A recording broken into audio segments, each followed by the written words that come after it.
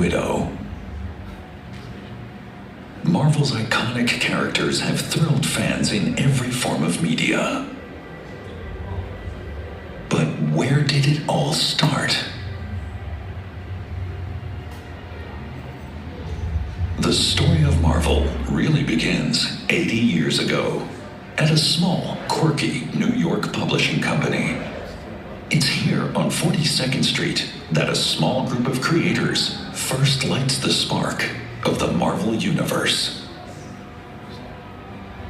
In 1939, Martin Goodman, a publisher of pulp magazines, enters the comic book market as it first starts to boom. With no competition from TV, video games, or the internet, comics are enormously popular.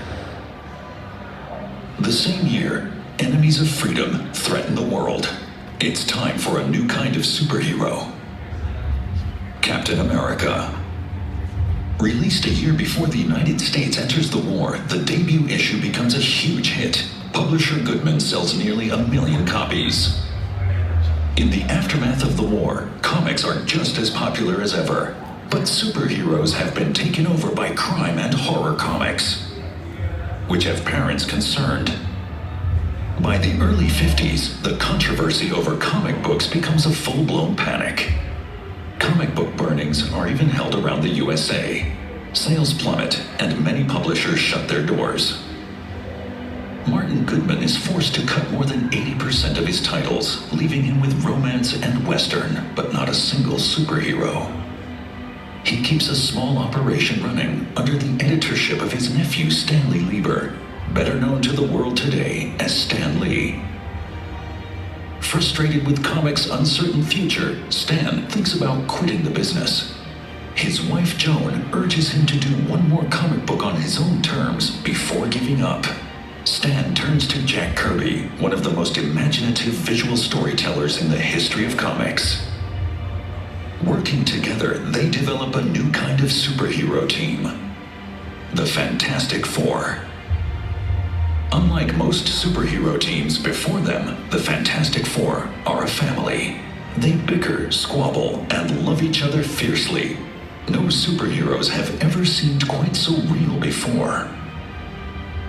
In 1961, the debut of the Fantastic Four receives more fan mail than any other Marvel publication that month. Stan and Jack know they have a hit.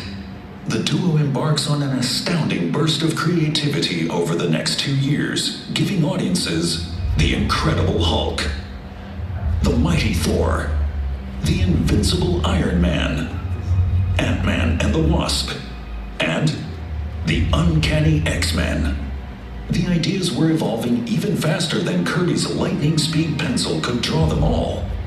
Stan enlists additional artists like Steve Ditko. With Steve, he would develop one of the most popular characters of all time, the Amazing Spider-Man. A superhero like Spider-Man is unprecedented.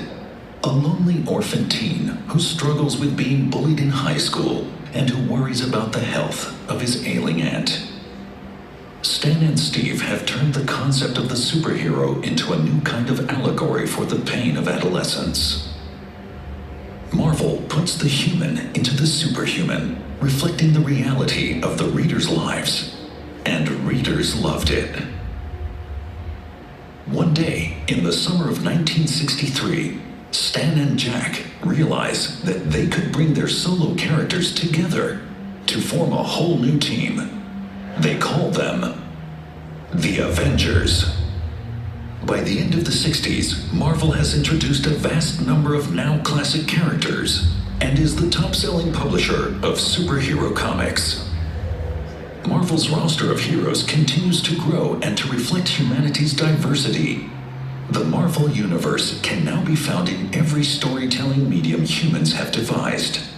Starting with the Iron Man movie in 2008, the Marvel Cinematic Universe has drawn millions of people to theaters around the world. Now, for the first time, the history of their evolution brings these incredible superheroes together in one place. Step in and embark on your own journey. You may just find the hero within yourself.